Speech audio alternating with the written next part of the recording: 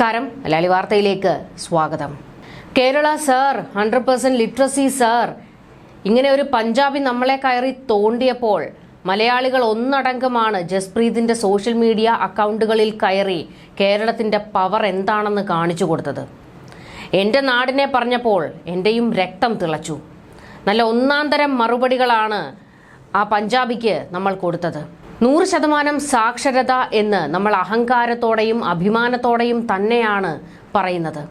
എന്നാൽ ഇന്നിപ്പോൾ വിദ്യാഭ്യാസ മേഖലയിൽ നടക്കുന്ന അക്രമങ്ങളുടെ വിദ്യാർത്ഥികൾ കാണിച്ചു കൂട്ടുന്ന, അതായത് ഒരു പറ്റം ക്രിമിനലുകളായ വിദ്യാർത്ഥികൾ കാണിച്ചു കൂട്ടുന്ന വാർത്തകളാണ് ദേശീയ മാധ്യമങ്ങളിൽ നിറയുന്നത്. നാണം കെട്ട് തലകുനിച്ച് നിൽക്കേണ്ട ഗതികേടാണ് വന്നിരിക്കുന്നത്. പറഞ്ഞു വരുന്നത്, കോട്ടയത്തെ നഴ്സിംഗ് കോളേജിൽ നടന്ന അതിക്രമത്തിൻ്റെ, ഗുണ്ടായിസത്തിൻ്റെ, നഴ്സുമാരാകാൻ പോകുന്ന ഒരു പറ്റം വിദ്യാർത്ഥികൾ കാണിച്ചു കൂട്ടിയ തോന്നിവാസങ്ങളുടെ കാര്യം തന്നെയാണ്. ഒരു കാലത്തും ഇവനൊന്നും നഴ്സിംഗ് കുപ്പായം ഇടരുത്, കാരണം അതിനൊട്ടും യോഗ്യരല്ല, അർഹതപ്പെട്ടവരല്ല അവർ. കൊടും ക്രിമിനലുകൾ എന്ന് തന്നെ പറയണം. ആ വീഡിയോ നിങ്ങളെല്ലാവരും കണ്ടു കാണുമല്ലോ. ആ കുട്ടി വേദനിക്കുന്നു ചേട്ടാ എന്ന് കരഞ്ഞുകൊണ്ട് പറയുന്ന വീഡിയോ. എന്നാൽ അവൻ അങ്ങനെ ഉച്ചത്തിൽ കരയുമ്പോഴും അതും ആസ്വദിച്ചുകൊണ്ട് വീണ്ടും അവൻ്റെ ശരീരം കീറി മുറിക്കുന്നു. അവനെ കെട്ടിയിട്ട് അതിക്രൂരമായി ആക്രമിക്കുന്നു. ദേശീയ മാധ്യമങ്ങളൊക്കെ ആഘോഷിക്കുന്നത് കേരളത്തിൽ നടന്ന ഈ ക്രൂരതയുടെ വാർത്തയാണ്. പ്രബുദ്ധരാണ് എന്ന് നമ്മൾ അഹങ്കരിച്ചുകൊണ്ട് പറയും. പക്ഷേ കേരളത്തിൽ നടക്കുന്ന ഇതുപോലെയുള്ള സംഭവങ്ങൾ നമ്മുടെ നാടിനെ നാണം കെടുത്തിക്കൊണ്ടിരിക്കുകയാണ്.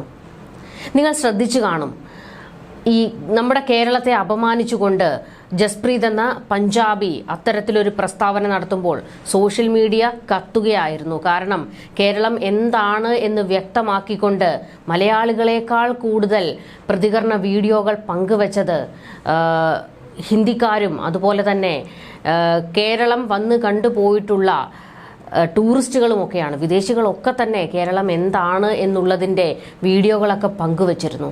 അഭിമാനം തോന്നിയ നിമിഷമാണ് അതൊക്കെ.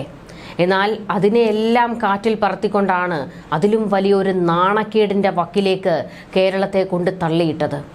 എന്ത് ക്രൂരമായ സംഭവമാണ് കോട്ടയം നഴ്സിംഗ് കോളേജിലെ ഹോസ്റ്റലിൽ നടന്നത്. മദ്യത്തിനും മയക്കുമരുന്നിനും അടിമകളായ ഒരു കൂട്ടം വിദ്യാർത്ഥികളെന്ന് ഞാൻ അവരെ പറയില്ല, ക്രിമിനലുകൾ, തറ ഗുണ്ടകൾ കാണിച്ചു കൂട്ടിയ തോന്നിവാസം ഇന്ന് സോഷ്യൽ മീഡിയയിൽ നിറയുകയാണ്. പോലീസ് അവരുടെ ഹോസ്റ്റൽ റെയ്ഡ് ചെയ്തിരുന്നു. പോലീസ് പരിശോധനയ്ക്ക് ചെന്നപ്പോൾ നഴ്സിംഗ് കോളേജിലെ വിദ്യാർത്ഥികളുടെ ഹോസ്റ്റലിൽ നിന്നും കണ്ടെടുത്തത് മാരകായുധങ്ങളാണ്. ഇവരൊക്കെ നഴ്സുമാരായാൽ രോഗികളുടെ അവസ്ഥ എന്തായിരിക്കും? നമ്മുടെ ആരോഗ്യ വകുപ്പിന്റെ സ്ഥിതി എന്തായിരിക്കും? ഈ ഹോസ്റ്റലിൽ നടന്ന ക്രൂര പീഡനങ്ങളെല്ലാം വാർഡൻ അറിഞ്ഞതാണ്. എന്നിട്ടും അറിഞ്ഞില്ല എന്ന മട്ടിലാണ് അവരുടെ ഭാവം. തൊട്ടടുത്ത മുറിയിലാണ് ഈ വാർഡൻ ഉള്ളത്. എന്നിട്ടും മാസങ്ങളായി ആ മുറിയിൽ നടക്കുന്ന അതിക്രമം അറിഞ്ഞില്ല എന്ന് പറഞ്ഞാൽ അതങ്ങ് തൊണ്ട തൊടാതെ വിഴുങ്ങണോ? അതിനേക്കാൾ എടുത്തു പറയേണ്ട മറ്റൊരു കാര്യമുണ്ട്. ഈ ക്രിമിനലുകൾ, ആ വിദ്യാർത്ഥികളെ റാഗിംഗ് ചെയ്ത ക്രിമിനലുകൾ ഉണ്ടല്ലോ, SFI പ്രസ്ഥാനത്തിലുള്ളവരാണ്. അവരെ തള്ളി പറഞ്ഞുകൊണ്ട് കഴിഞ്ഞ ദിവസം ആർഷോ വലിയ ഡയലോഗൊക്കെ അടിച്ചിരുന്നു മാധ്യമങ്ങൾക്ക് മുന്നിൽ. എന്നാൽ അതൊന്നുമല്ല, ഇവർ ഇടതനുകൂലികൾ തന്നെയാണ് എന്നുള്ളത് ഇവരുടെ സോഷ്യൽ മീഡിയ പേജുകളിൽ നിന്ന് തന്നെ വ്യക്തമായതാണ്. വിദ്യാർത്ഥികൾക്ക് വേണ്ടി നിലകൊള്ളുന്ന ഒരു പ്രസ്ഥാനമെന്ന് കിട്ടുന്ന വേദികളിലെല്ലാം കവലപ്രസംഗം നടത്തുന്ന SFI ആണ് ഇന്നിപ്പോൾ കലാലയങ്ങളിലൊക്കെ തന്നെ വിദ്യാർത്ഥികളുടെ ജീവനെടുക്കാൻ തുനിഞ്ഞിറങ്ങിയിരിക്കുന്നത്. എന്ത് കഷ്ടമാണെന്ന് ആലോചിച്ചു നോക്കണം കേരളത്തിൻ്റെ അവസ്ഥ. ഈ ക്രിമിനലുകളുടെയൊക്കെ കൈകളിലാണ് കേരളം ഇന്നിരിക്കുന്നത്. വിദ്യാർത്ഥികൾക്കെതിരെ ക്രൂരമായ റാഗിംഗ് നടക്കുമ്പോൾ ഹൗസ് കീപ്പർ കം സെക്യൂരിറ്റി ഹോസ്റ്റലിൽ ഉണ്ടായിരുന്നു എന്നുള്ള വിവരങ്ങൾ പുറത്തേക്ക് വന്നിട്ടുണ്ട്. വിദ്യാർത്ഥികളിൽ ഒരാൾ വിവരം സെക്യൂരിറ്റിയെ അറിയിച്ചിട്ടും ഇടപെട്ടില്ല എന്നാണ് വിവരങ്ങൾ. എന്നാൽ ഇത്തരത്തിൽ റാഗിംഗ് നടന്നത് അറിഞ്ഞില്ല എന്നാണ്, ഇരയായ കുട്ടികൾ നിലവിളിക്കുന്നത് കേട്ടില്ല എന്നുമാണ് ഹൗസ് കീപ്പർ കം സെക്യൂരിറ്റി മൊഴി നൽകിയിരിക്കുന്നത്.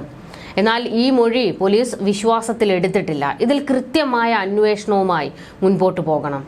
ഈ കൂട്ടരെ, ഈ പ്രതികളെ ഒരു കാരണവശാലും പുറത്തുവിടരുത്. തക്കതായ ശിക്ഷ, മാതൃകാപരമായ ശിക്ഷ തന്നെ അവർക്ക് കൊടുക്കണം.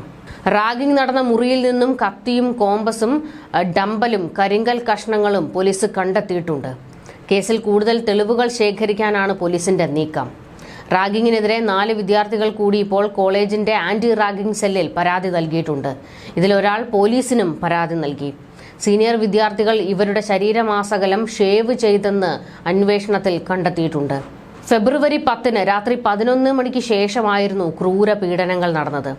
റാഗിങ്ങിന് വിധേയനായ ലിബിൻ നൽകിയ പരാതിയിൽ അറസ്റ്റിലായ Kerala government students nurses association സംസ്ഥാന secretary KP Rahul Raj, Samuel Johnson, NS Jeeva, C Rijiljith, NV Vivek എന്നിവർ തന്നെയാണ് ഈ ക്രൂരകൃത്യത്തിനും നേതൃത്വം നൽകിയത്.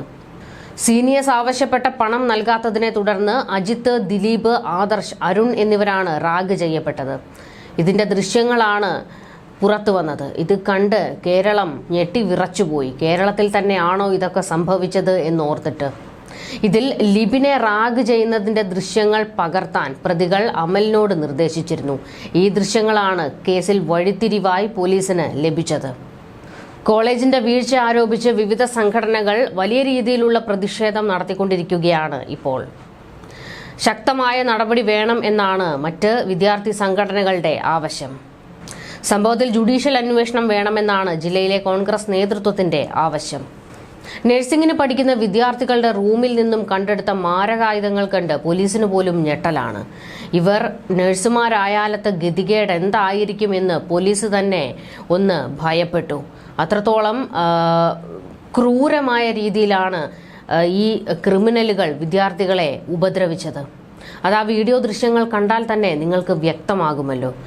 ആ വീഡിയോയിൽ ആ ചെറുപ്പക്കാരൻ്റെ കരച്ചിലുണ്ട്. അത് കേട്ടിട്ടും അത് ആസ്വദിക്കുന്ന ക്രിമിനലുകൾ, ഇവർ മനോവൈകൃതം, എത്രത്തോളം സൈക്കോ ആയിട്ടുള്ള സ്വഭാവമാണ് ഇവർക്ക് എന്നുള്ളത് ഇതിൽ നിന്ന് തന്നെ വ്യക്തമാണ്.